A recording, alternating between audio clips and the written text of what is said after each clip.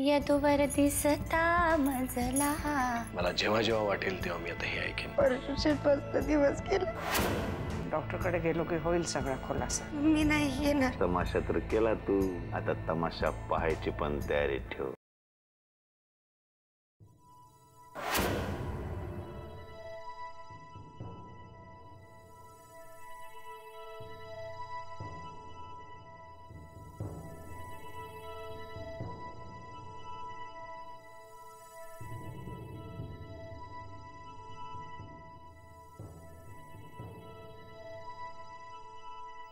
काय ग, काय झालं? अशी गडबडीत काय आहेस तू? नाही, काय नाही. काय करताय? पुस्तक वाचतोय. कमीत कमी 100 वेळा तरी वाचून झालं असेल माझं. सत्याचे प्रयोग, गांधीजींचं. अरे वा, तुला माहितीये? शाळेच्या वाचनालयामध्ये वाचण्यासारखं एकमेव हेच पुस्तक होतं. खूपदा वाचलंय मी. मग सांग बघू, गांधीजींची सगळ्यात मोठी शिकवण कोणती? नेहमी खरं बोलावं. मग आता एवढं सगळं माहिती आहे तर खरं खरं सांग बघू, काय झालंय? इतकी अस्वस्थ काय आहेस तू? तुम्हाला सांगू का नाही मला कळत नाहीये. आधीच तुम्ही एवढे कामाच्या व्यापात आहात की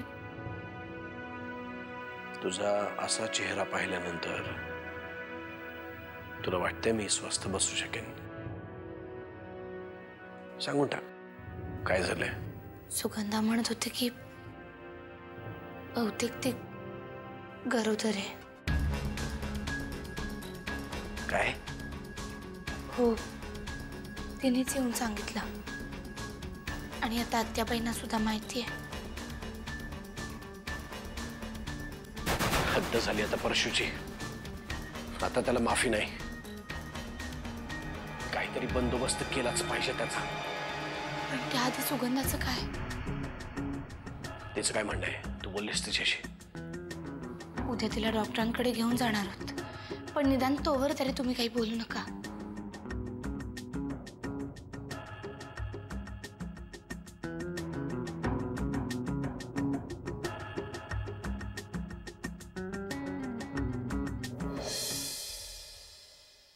काय झालं त्या बाई? कसला त्रास होतो एवढा? डोकं दुखते काय? डोकं दाबून देऊ? नाही, कोणी त्रास दिला ते नाव सांग, नुसतं काम तमाम करून टाकतो. हो का? मग स्वतःच काम तमाम करून टाका. तुझ्यामुळेच होतोय हा त्रास. असा कसा जन्माला आला असेल तू या घरात? पर माझ्या जन्मापर्यंत गेलं म्हणजे काहीतरी मोठं लपड आहे. कोणी कान भरले काय तुझे माझ्या विरुद्ध? अरे बाबा, या सुगंधा बरोबर काय करून बसलायस तू? हे लाज कशी वाटत नाही रे तुला? आपण त्याची माफी मागितलेली आहे मी. अशा गोष्टी माफी मागून सुटत नसतात. सगळ्या घराला त्रास सहन करायला लागणार आहे ह्याचा. ठीक आहे, मग प्रायश्चित्त सांगा काय घेऊ? छान. म्हणजे पाप तुम्ही करायची, प्रायश्चित्त आम्ही सांगायची. अरे आता त्या सुमित्राच्या वेळेला मी पाप केलं, प्रायश्चित्त तुम्हीच सांगितलं की नाही? लगीन करायला सांगितलं, शिक्षा भोगतोय आज पत्तूर. आलं ह्याच्याबरोबर पण लगीन करायला सांगा की. हा, म्हणजे सगळ्या कुमारी मातांचा हे परशुराम किल्लेदार तारणार आहे. बस, कानाखाली वाजवी नाही तर तुझ्या मी. जातो.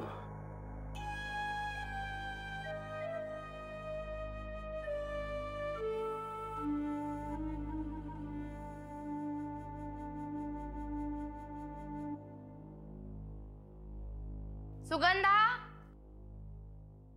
सुगंधा,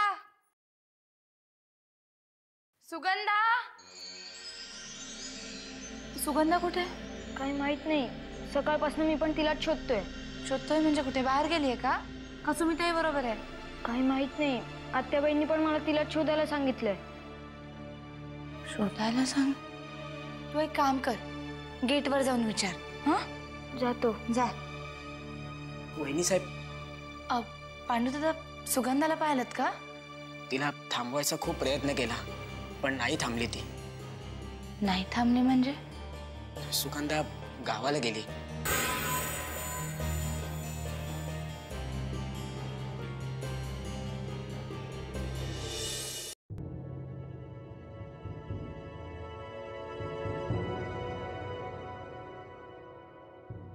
जानकी, कळलं का कुठं गेली ती? नाही, गेटवरती वॉचमन काकाने थांबवलं होतं तिला, पण काही न बोलताच गेली ती. अंदाज सुद्धा नाही बांधता येते कुठे गेली असेल. काय म्हणत आहे तिच्या कोण जाणे. या अशा अवस्थेत आपण तिला एकटीला सोडायला नको होतं. पण माझ्याशी नीट बोलत होती ती. मला वाटलं सुद्धा नव्हतं ती असं काहीतरी करेल म्हणून. कुठे गेली आहे परमेश्वराला ठाऊक. सापडली नाही ना तर सगळ्या घराची नाचक्की होणार आहे. नाचक्की होणार नाही, ती झालीये. कारण एव्हाना ती त्या युगंधराबाईकडे पोहोचलीही असेल आणि उद्याच्या पेपरची हेडलाईन सुद्धा तयार झाली असेल. अहिल्या, दरवेळेला वाकडं बोललंच पाहिजे का ग? मग तुम्हीच मला सांगा, या सगळ्या प्रकरणात चांगली गोष्ट काय? मग मी त्यावर बोलते. सुगंधाला युगंधराबाईंच्या घरचा पत्ता माहिती नाहीये. हा, तर जर का तुम्हीच तो तिला दिला असेल तर मग ती तिकडे जाणं शक्य आहे. तू माझ्यावर आरोप करतेस? हो, कारण या घरची धुणी त्यांच्या ओसरीवर जाऊन धुवायची तुमची जुनी सवय आहे. जानकी, तोंड सांभाळून बोल. का दरवेळी तुम्ही तुमच्या तोंडाचा पट्टा सैल सोडायचा आणि आम्ही आमच्या तोंडाला लगाम घालायचा का? तुला भांडणाचा इतकाच जोर आला असेल ना, तर ठीक आहे, मीही गप्प बसणार नाही. तुला हे सगळं खूप महागात पडेल. हो, किल्लेदारांची मोठी सोने मी स्वस्तातले व्यवहार करतच नाही. त्यामुळे यापुढे तुम्ही एक गोष्ट लक्षात ठेवा, घरातल्या गोष्टींची बोंब बाहेर जाऊन मारायची नाही. आणि युगंधराबाईंबद्दल बोलताना तोंड सांभाळून बोला. अमृताच्या सासूबाई येत्या हे लक्षात असू द्या. आत्याबाई, ऐकताय ना हे? मी काय बोलणार बाई? किल्लेदारांच्या घरची मोठी सून आहे ती. ती म्हणेल तोच अंतिम शब्द.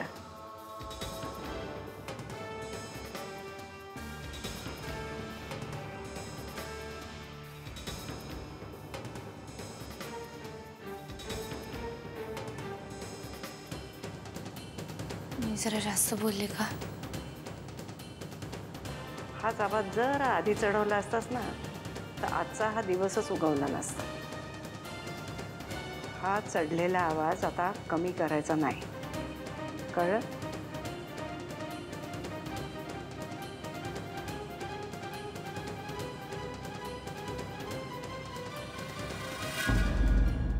वाकणीस रमावती झालं, नगर गाजलं. नाशिकची चिंता नाही, कारण ते सगळं आपलंच आहे. खरी चिंता आहे ती गडचिरोलीची. साहेब, तुम्हाला खरंच वाटतंय चिंता करण्यासारखं काही आहे? सभा तर होणारच वाकणीस, आणि आपली जी भीती आहे ती फक्त आपल्यापुरती, कोणाला बोलूनही दाखवता येत नाही. आता करायचं काय आपण? कारण तिथली परिस्थिती गंभीर आहे हे नक्की. उग्रवादी शिवाप्पा पोलिसांच्या ताब्यात असल्यामुळे वातावरण तापत चाललंय. एक काम करा तुम्ही वाकणीस, मी एक यादी बनवली होती ती पुन्हा एकदा तपासून पहा, कारण त्या लोकांशी बोलूनच आपल्याला पुढचा प्लॅन ठरवता येईल. म्हणजे आपण कुठेही असलो तरी गडचिरोलीतली प्रत्येक बातमी आपल्यापर्यंत पोहोचली पाहिजे. साहेब, विषय निघालाच म्हणून सांगतो. गडचिरोलीतले मोकलवार आणि त्याचे समर्थक इथे मुंबईमध्ये आपल्याला भेटायला आले होते, पण शेड्यूल टाईट असल्यामुळे. वाकणीस, वाट कसली पाहताय? शेड्यूल हलवा आणि त्यांची भेट पहिली ठरवा, कारण आपली सभा संपल्यानंतर आपला दरारा तिथे कायम राहायला पाहिजे. ठीक आहे साहेब. पोलिसांची मदत किती घ्यायची? आपण लाख मागू, ते देतील का? त्यामुळे त्यांच्यावर अवलंबून राहू नका. हे बघा वाकणीस, शेवटी पोलीस हे सत्ताधारी पक्षाचंच हत्यार आहे. मला तुमच्याशी जरा महत्त्वाचं बोलायचं आहे.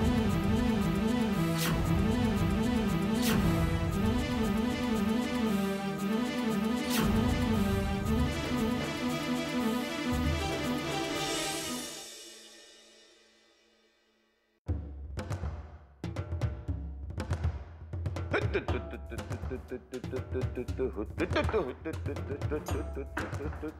काय भाजीलपणा चाललाय? बाजीलपणा म्हण, हलकटपणा म्हण, काय बी म्हण, मी हाय हा असाच आहे.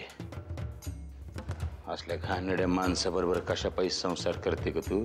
मी माझ्या मुलीसाठी राहते इथे. मग तुझ्या पोरीला घेऊन तोंड काळ कर घेत ना.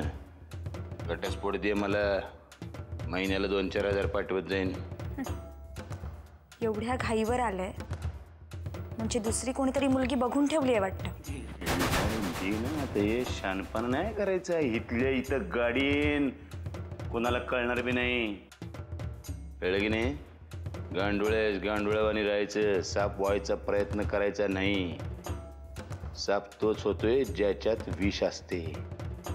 एखाद्या माणसाशी इतकंही वाईट वागू नका की त्या माणसाच्या मनात तुमच्याबद्दल विष निर्माण होईल. अच्छा, म्हणजे तुझ्या मनात माझ्याबद्दल विष निर्माण झालंय.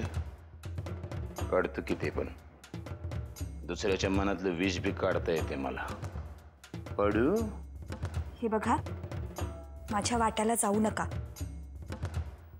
नाहीतर माझ्या अंगात किती विष भिनलंय हे दाखवावं लागेल तुम्हाला. अरे हेड, गांडुळेस तू. गांडुळ्याच्या वाट्याला नाही जात मी. जी पोरगी जन्माला घातलीस की नाही तू, नतद्रष्ट पोरगी, तिचा गळाच दाबेन. माझ्या मुलीकडे नजर वाकडी करून जरी बघितलं तरी खबरदार.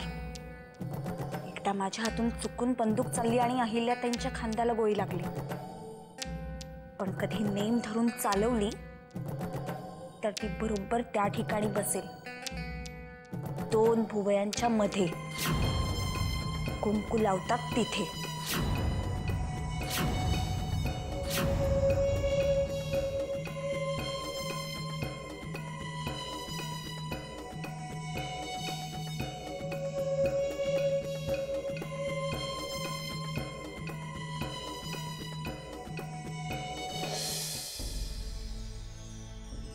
अहो,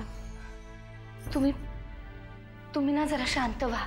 नाही जानकी, जे काही करायचं ते शांत डोक्याने करा. इतके दिवस शांतच बसलो मी, शांत डोक्याने विचार केला, पण आता नाही. जानकी, परशू कुठे आहे? काय झालं? तुला विचारलेल्या प्रश्नांची उत्तर दे. परशू कुठे आहे? ते तिथे.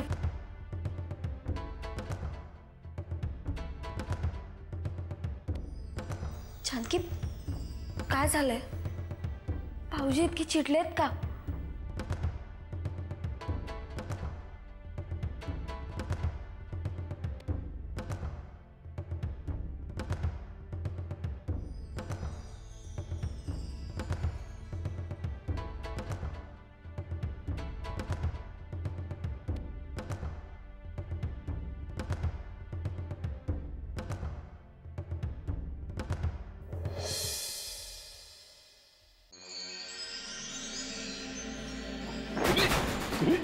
दादा काय झालं?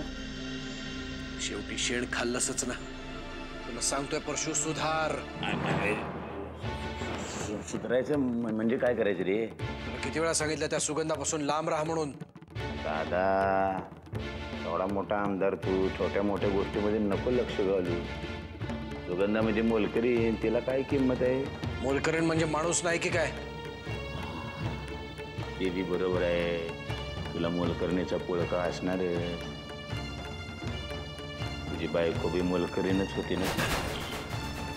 जानकी बद्दल एक शब्द जरी काढलास ना तरी मारून टाकेन मी तुला.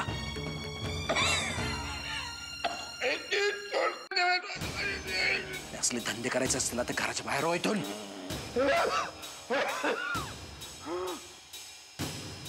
तू बी चल माझ्या बरोबर घराच्या बाहेर. राधिका मॅडम बरोबर तुझं जे काय चाललं होतं ते काय पुण्याचं काम होतोय.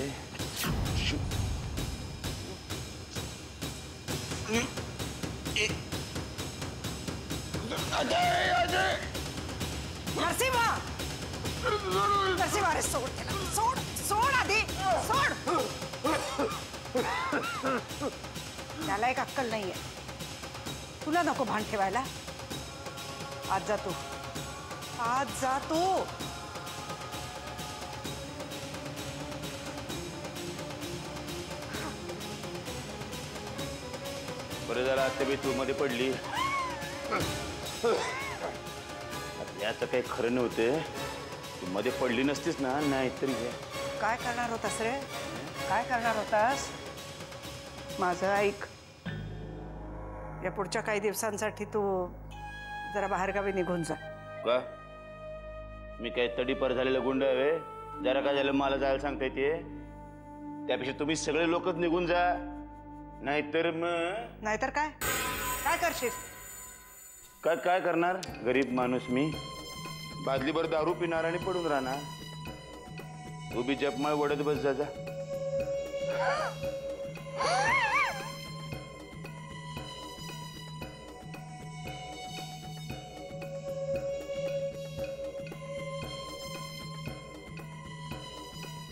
डोक्यावरनं पाणी चाललेलं आहे. ज्याने माझा गळ्यात धरला. लवकरात लवकर या नरसिंह किल्लेदाराला टपकावलाच पाहिजे. नरसिंहा, नको उग्याच डोक्यात राग घालून घेऊस. मला कळतच नाही आतेबाई, मी का सहन करतोय इतके दिवस त्याला? मारून का नाही टाकला मी त्याला? भलते सलते विचार नको डोक्यात आणू. मग तू आवर त्याला, नाही तर माझा स्वतःवरचा ताबा सुटेल. नरसिंहा, झालं हे प्रकरण इतकं नाजूक आहे की आपण काहीही करायला गेलो तर त्या पोरीला त्रास होईल रे. शक्य तितकं माझ्यापासून लांब ठेवा त्याला. सध्या तरी माझ्या डोक्यात मला दुसरे कुठलेही विचार नकोयत. हे बघ, तू तुझ्या दौऱ्यांचा विचार कर. हे प्रकरण मी आणि जानकी सोडव, पण तू शांत राहा बाबा. कुठेतरी जाऊन मर म्हणावं, पण मला तोंड दाखवू नकोस.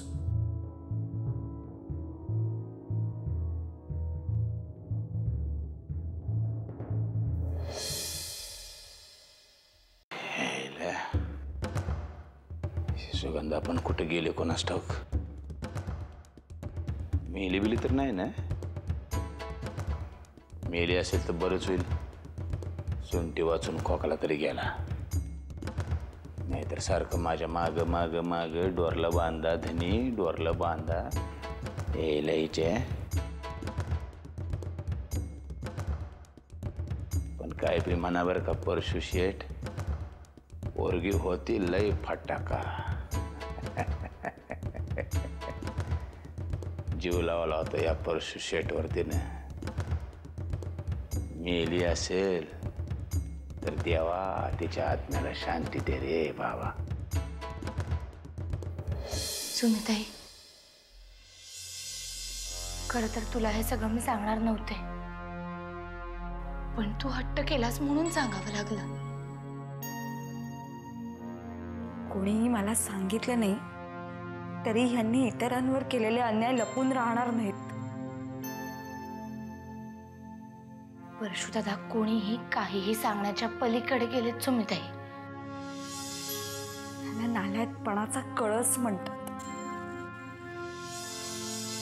ज्या वेळी एखाद्याचे अत्याचार वाढतात ना, त्यावेळी त्याचा सर्वनाश करण्यासाठी कोणी ना कोणीतरी जन्म घेतच. तू शांत हो. ज्याच्या त्याच्या चुकांची शिक्षा पांडुरंग त्याला देत असतो. नाही, पण ह्यांच्या चुकांची शिक्षा यांना मी देणार आहे. यांना कधीतरी मीच कोळ्या घालणार आहे. माझ्यावर झालेले अत्याचार मी इतर कोणावरही होऊ देणार नाही. सुमिताई,